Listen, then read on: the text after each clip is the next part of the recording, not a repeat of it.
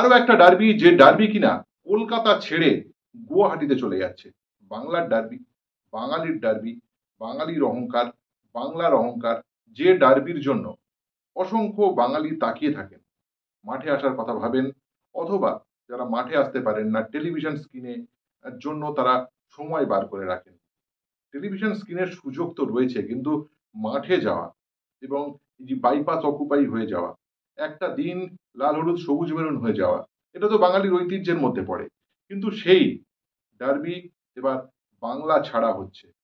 और ये धोनी की हुई जी गजब ग्रिप कैसे SRMB जैसे SRMB TMT बार की विन ग्रिप टेक्नोलॉजी सीमेंट के साथ बनाए मजबूत पकड़। Grip is important. কারণটা খুবই সঙ্গত কারণ, কেননা গঙ্গাসাগর মেলার জন্য রাজ্য সরকার পুলিশ নিরাপত্তা দিতে পারবে না যুবভারতী ক্রীড়াঙ্গনে তার ডার্বি আয়োজনের জন্য। যদিও এটা নিয়ে বেশ কয়েকদিন ধরে ক্রীড়ামন্ত্রীর সঙ্গে এবং নিরাপত্তা বিভাগের সঙ্গে অর্থাৎ পুলিশের সঙ্গে নিয়মিত আলাপ আলোচনা, পাল্টা এবং প্রতি উত্তর বারবার চলছিল, যাতে কোনোভাবে এই ডার্বিটা যুবভারতী ক্রীড়াঙ্গনে করা যায়।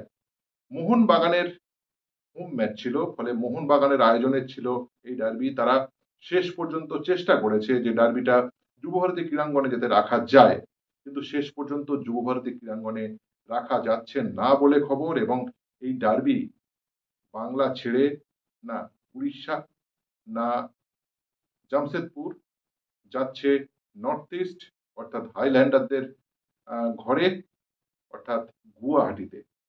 গুয়াহাটিতে হবে এই ডার্বি।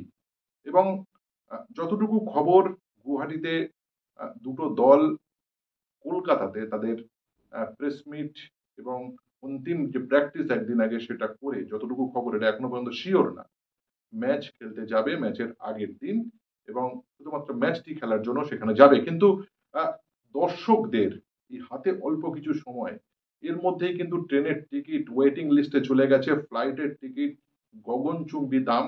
এই অবস্থায় কিন্তু এই ডার্বি আমাদের সামনে এসে উপস্থিত হয়েছে, যেটা প্রচন্ড চিন্তার একটা জায়গা হয়েছে। যাই হোক, দর্শকরা কিভাবে যাবেন এই ডার্বি দেখার জন্য, এবং সেটা নিয়ে তো অনেক প্রশ্ন চিহ্ন আছে। কিন্তু বাঙালি তার ঘর থেকে আরো একটি ডার্বি হারালো, যেটা কিন্তু অবশ্যই একটা বাস্তবতা। ভালো লাগলে অবশ্যই ভিডিওটি লাইক শেয়ার করবেন, সবার মধ্যে ছড়িয়ে দেবেন। নমস্কার।